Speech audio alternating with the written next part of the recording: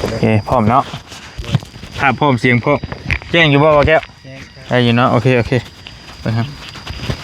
โอเคได้แล้วขอบใจเดี๋ยวคุยกับน้องคนจังหน่อยก่อน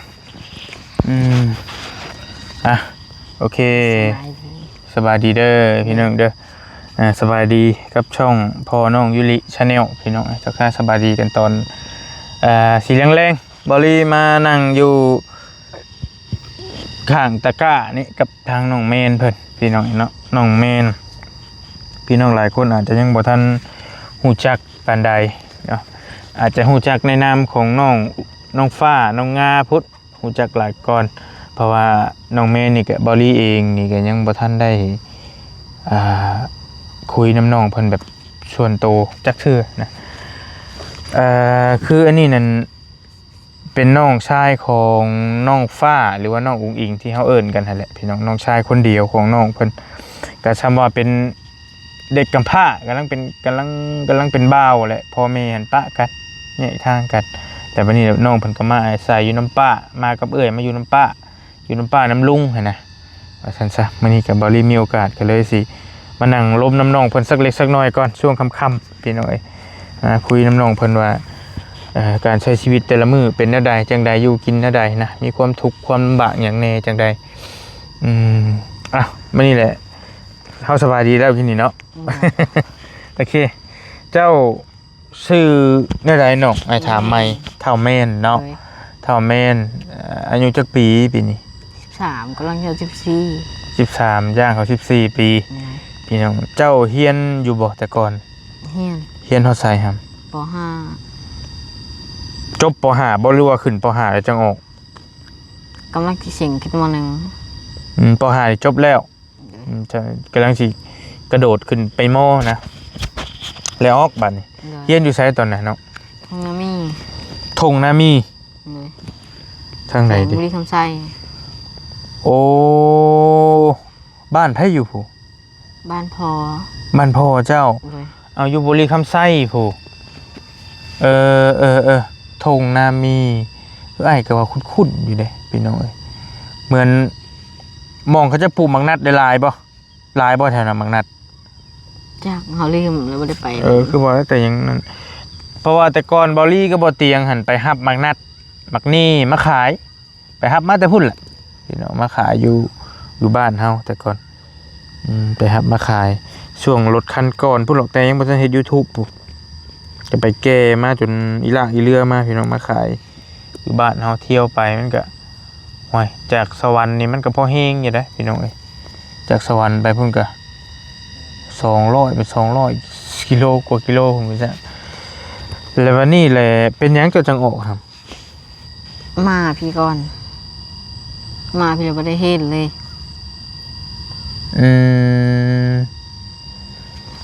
มาอยู่น้ำป้าพี่ก่อนมา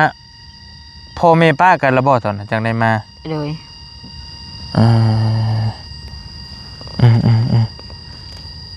อันเจ้าฮู้อยู่บ่ตอนพ่อแม่ป้ากันเป็นจังได๋จังได๋บ่ฮู้ตะกี้ความหมายว่าอันนี้น่ะบ้านแม่เจ้าบ่นี่อันนี้บ้านแม่เจ้าน่ะไปอยู่น้ำพ่อบ่ไปอยู่บ้านพ่อบัดนี้ล่ะพ่อป้ากันแหละกลับมาอยู่บ้านแม่คืนบัดนี้บ่ได้กลับเราไปเฮ็ดงานแล้วเราก็มาเรามาส่งคุณเจ้าบ่หรือว่าจังได๋เราไปเฮ็ดงานแล้วก็เราก็มาพี่แล้วก็บอกให้เฮามา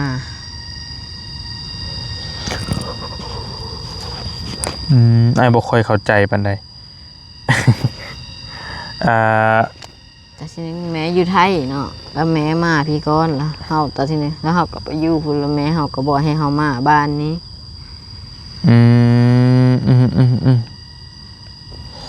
ตอนนี้เมย์ต้องเอาผัวไหมเนาะเมย์เอาผัวไหมแล้วความหมายว่าเป็นยังจะคือบ่อยู่น้ำพอบ่ฮู้บอกให้มาพี่ก็แม่ก็บอกว่าปะแล้วบ่ได้ไปเลยว่าสิไปอยู่ยังบ่ได้ไปว่าสิไปเยี่ยมแล้วอยู่ติได้ความหมายน่ะเจ้าว่าตะกี้หั่นพ่อน่ะอยู่บ้านแล้วแม่เจ้าน่ะว่าให้มาอยู่บ้านพี่ก่อนเพิ่นบ่ได้บอกซ้ำว่าเพิ่นสิปะกันบ่ บัดพอจะมาแล้วเพิ่นบอกว่าป้ากันแล้วบัดนี้ ก็บอกเขาว่ากินห้าง กินห้าง เลย อืมกินฮีดป้าห้างกันฮะ เลย ๆ ยากกับเขาไอ้นี่ก็เอาก็คิดว่าไผ่ได้มาฮับเป็นพ่อไหม โอ้ แล้วก็บ่ได้ฮู้ได้ไปที่นั่น เป็นพ่อไม่มาครับเอาอีกบัดนี้ เลย เอาเลยเออจักปีแล้วดนแล้วบ่จักปีจะมาอยู่นี่ 3-4 ปี 3-4แล้วบัดนี้แหละพูดหน้าพ่อแม่จะบ่ได้มีพูดหน้าแม่จะบ่ได้มีบ่ใช่แบบนี้ หน้าเท่านี้นะ หน้าของแม่เจ้าเองบ่ได้มีบ่ บ่ คือว่าแล้วเบิ่งก็ได้อ้ายก็ยังสับสนอยู่หน่อยนึงที่เจ้าอยู่นี่เป็นพูดเป็นหน้าของลุงบ่นี่เป็นหน้าของลุง เลย อันส่วนลุงนี่เป็นผัวของ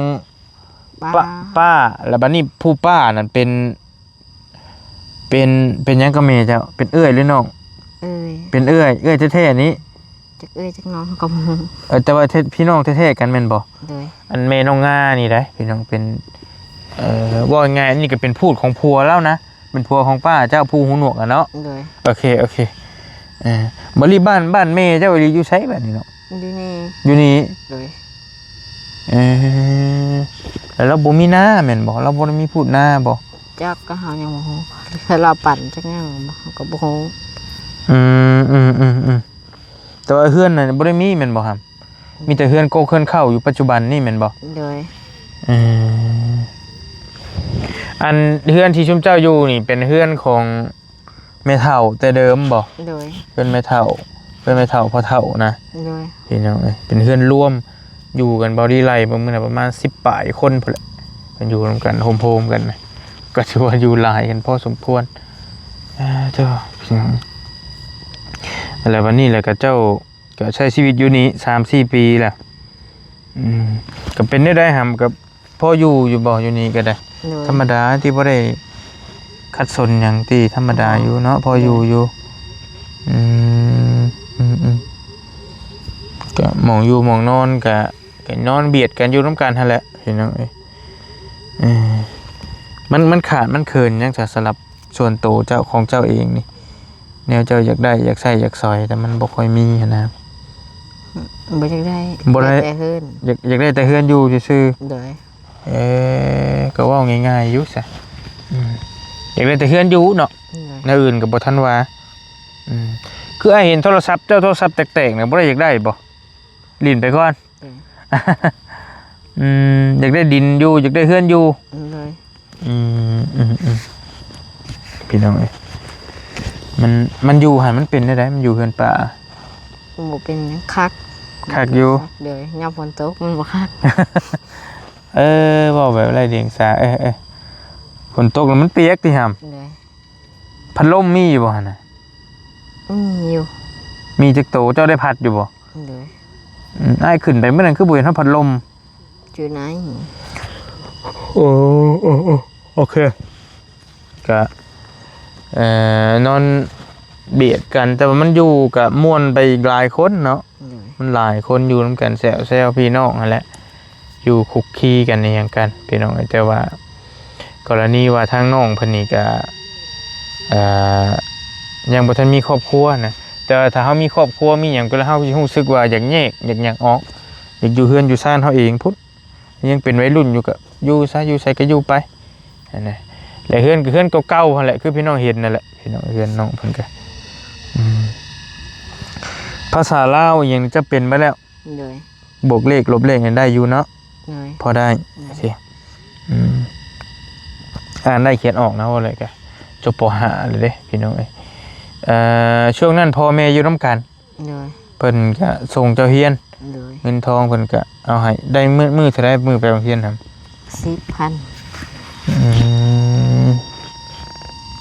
10,000ก็ตั้งตอนเพลนก็ 5,000ต่อ2 5,000 ทั้งเพลนทั้งเช้า เลย มันมีแม่นแล้วตอนเช้าตอนแรงเด้พี่น้องพักเที่ยงตอนนั้นเข้าอีกก็อยู่กินน้ำ พ่อกับแม่บัดนี้แหละพ่อแม่ก็มีเท่าเจ้า2คนนี้ติ โดย ลูกเพิ่นน่ะได้ โดย แต่บ่ได้มีไผอยู่น้ำพ่อบ่ได้มีไผอยู่น้ำแม่เลยนะ พี่น้องเอ้ยมีแต่เขาเจ้าแหละน้องอิงกับน้องนี่เพิ่นมาอยู่น้ำกันน้ำป้าพี่เลยแม่ก็อยู่น้ำผัวไหมเราก็บ่ได้อยู่น้ำพี่บัดพ่อก็เราบ่เอาเมียเนาะ โดย อืมน้องเพิ่นว่าเราสติบ่ดีแม่นบ่ โดย ไผเลี้ยงเราซะครับ ปู่ย่า พ่อแม่เราเองฮะ โดย โอ้เราก็ยังบ่ได้เฒ่าติ เท่าแล้ว ก็บาปก็มีน้าสาวน้าสาวแล้วก็มีลูกเรา3 คน มีลูกเรา โดยลูกน้า อ๋อ สาว ลูกน้าสาวโอเคโอเค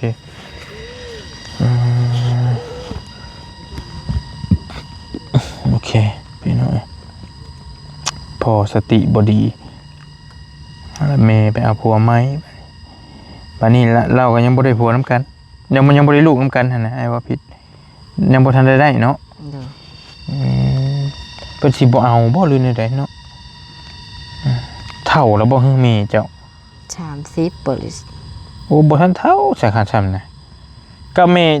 ย์เจ้าก็เมย์น้องงานี่ไผเฒ่าก่อน ซ้ำๆกันไป ซ้ำเดียว โดย โอ้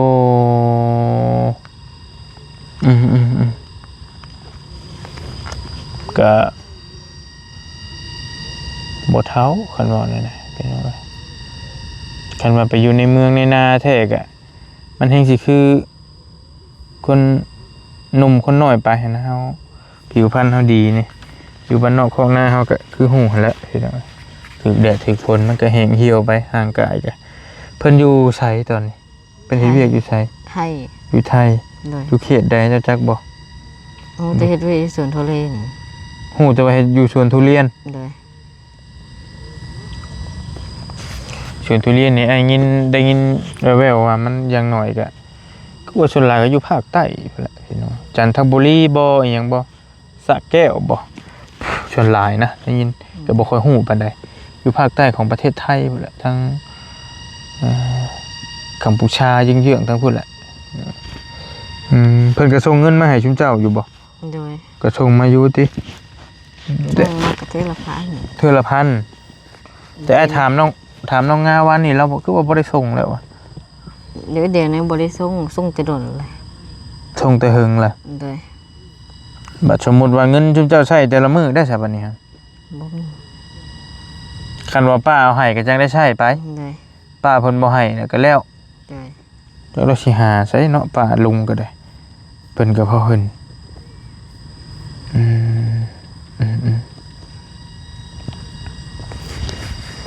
เสื้อผ้าเจ้านี่มีจักโต 10 โต มี10โตซื้อเองบ่รู้ว่าเสื้อเก่าตะกี้ เสื้อเก่า ไปเห็นน้องใส่เรื่อยๆอยู่ส่งเสื้อเพิ่นนี่แกเห็นไหมไปตลาดจะไปทางใดไปตลาด ไป ตลาดใช่ครับ จักละจำพรเนาะ บ่แม่นบ่ดงเห็น ไปตลาด ดนได้ไปเทื่อไปก็ได้ไปแนวใดหาไป ถ้ามีคนพาไปที่รถไทย เพื่อสิฮอดเนาะเพราะเองแล้วตักไปรถจักรอาจก็บ่เห็นมีเลยในเฮือนน่ะแม่นบ่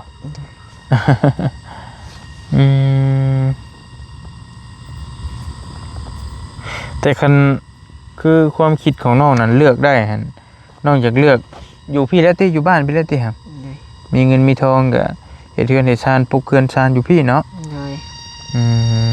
อยู่กับเอื้อยนี้พี่น้องกับน้องงานี้บ่แม่นน้องฟ้าน้องอิงเท่านี้สองไอ้น้องเพิ่นผู้นั้น14 15บ่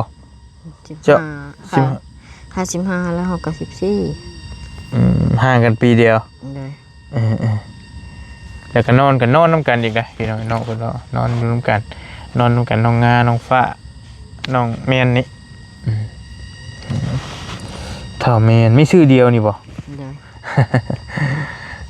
ใครได้ตั้งให้นี่เนาะเมียน เมนมณีวันนี่ห่วยชื่อนักร้องได้เมนเท่าเมน มันก็ปู่มักเบิ่งนักเตะบาสแล้วเราก็เลยตั้งนะ ปู่เจ้า เลย แต่มันเกี่ยวหยังกับเมนบัดนี้ จักนะว่าเรามักเบิ่งนักเตะบาสแล้วก็อย่าเราได้เห็นซีนักเตะบาสเขาก็หูเลย โอ้ มีนักเตะบานซื้อเมนบ่เนาะหรือจังใดเนาะก็จังว่าเมนเจ้าก็เฮ็ดนาน้ำป้าน้ำลุงนี้ลกกาดำนาน้ำกันนี่ติ โดย แต่ละปีก็ได้มานอนหน้ากันนอนน้ำกันกินข้าวยังมื้อนี้ครับ โอ้โหเมียกินกับต้มหู้ บ่มื้อเช้านี่นะ เช้านี่น่ะกินก็มันมุกบ่มุกป่า จริงๆ ปลาซิว อืมไผไปหา ปลาไปซ่อน เออ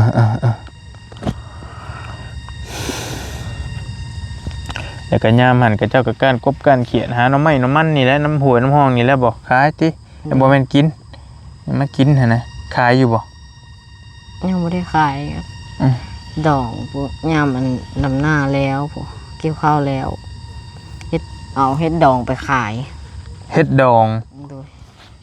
ดอง ดองใส่ถุงนะ หน่อไม้ โดย เฮ็ดหน่อไม้ดอง โดย ยามนี่มันก็หน่อไม้หลายคือว่าก็น่าเฮ็ดหลายแหละยามแรกมันหาหน่อไม้บ่ได้เด้เนาะ โดย มันได้เปรียบได้บัดนี้ไผก็อยากกินได้บัดนี้ไผก็อยากกินหน่อไม้แหละมันก็ได้กิน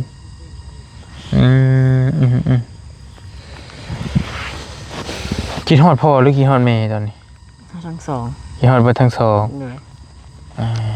ตั้งแต่เพิ่นแยกทางกันแล้วได้มีโอกาสไปเยี่ยมพ่ออยู่บ่ยังบ่ได้ไปเลย โดย เราสิจื้อเจ้าอยู่บ่ไอ้วะเนาะคือเหิงแท้3-4 ปีเลยแสดงว่าเจ้ามานี่ก็น้อยกว่านี้ โดย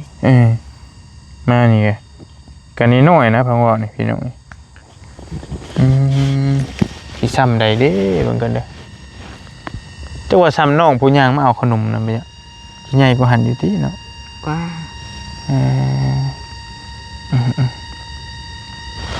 จื้ออยู่บ่บ้านพ่อ ชื่อ คันนั่งรถไปเองไปถึกบ่ ชื่ออยู่จักรหาก็บ่เคยไป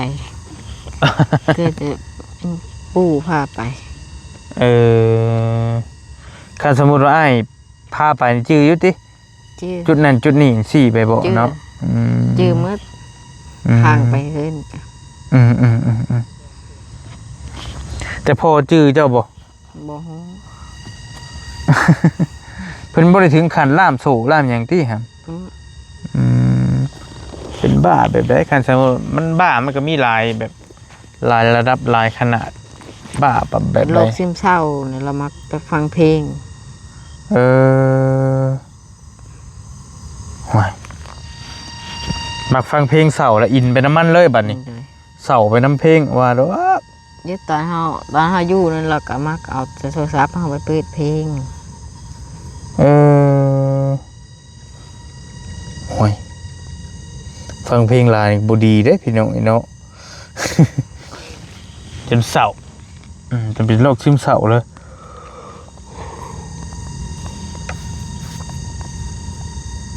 เราเป็นก้อนแล้วกะจังได้มาเลิกกับแม่เจ้าบ่เราเป็นก้อนที่ ปีนึงปะ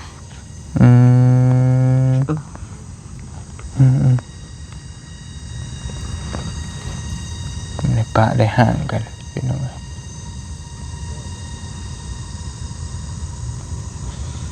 โอเคประมาณนี้แหละแล้วก็เงินทองมีติดโตอยู่บ่ตอนนี้มีจักพัน ไม่นี่กับบอกแก้วสะพาย100,000 เบอร์เกี่ยวแก้วจะไพ่100,000เพิ่นเอาให้100,000ได้จักมือ100,000 ไม่ได้ซื้อ100,000ตอนนั้นก็ทั้งหมดก็200,000ไม่ได้ซื้อยัง บ่ได้ซื้อหยังเลย เลย โอ้ประหยัดแท้อ้ายเคยเอาเงินให้เจ้าบ่อ้ายบ่อยากจื้อ โอ้โห อ้ายให้อยู่ตอนคุยกับเอื้อยเจ้าน่ะให้คนละ50เด้ เดี๋ยวนั่นแหละ ให้น้องงาน้องฟ้าแล้วก็เจ้าให้150,000ตอนนั้น เบิดระวังเงินอ้ายตอนน่ะ มืดเลย เบิดแล้วแต่หึงเนี่ยเนาะหลายมื้อเลย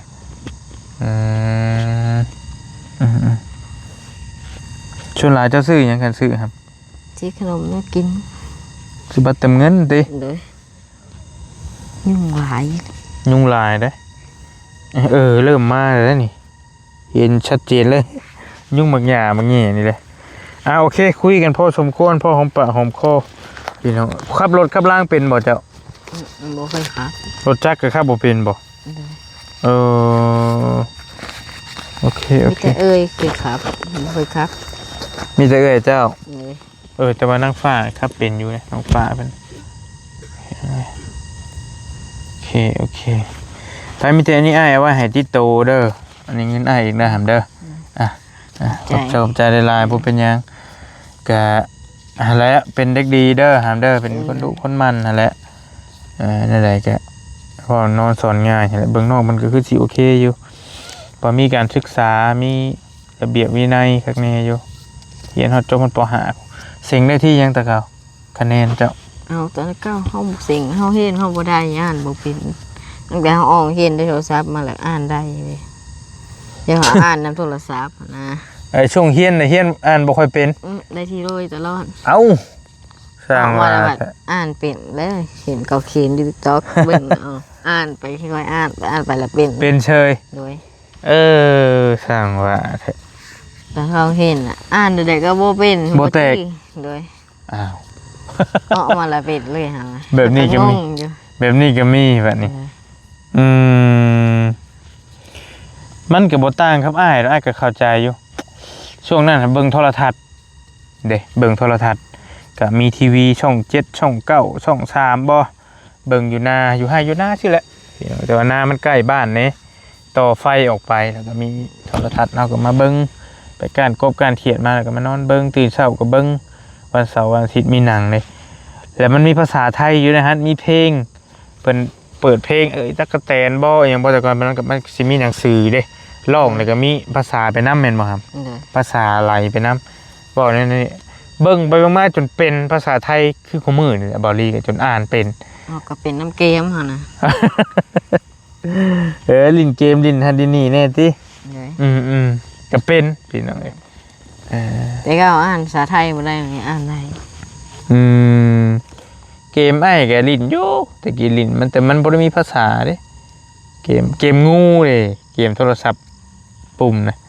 โทรศัพท์พอมีเครื่องเดียวตักลิ้นเอาไว้ม่วนแท้ๆนั่นก็ได้เกมงูนั่นก็ได้แต่ว่ามันบ่ได้มีภาษาความฝันอย่างเดียวคืออยากได้ที่อยู่เนาะอยากได้เฮือนได้ชานอยู่เนาะครับเนาะในอื่นก็บ่ธรรมดาเสื้อผ้าก็พอมีใส่อยู่ ได้ขึ้นกับรถ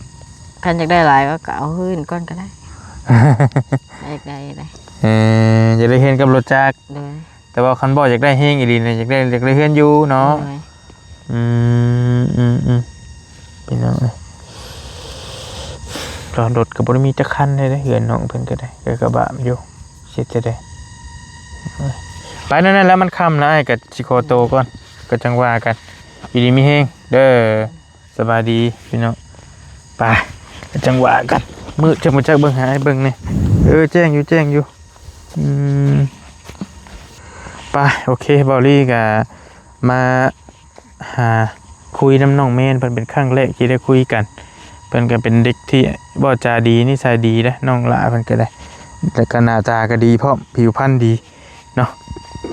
บ่จาดีเป็นเด็กกำพร้าพอแยกทางกันว่าซั่นซะอยู่ดีมีแฮงโชคมาร่ำรวยฝากน้องเพิ่นแน่บ๊ายบายพี่น้อง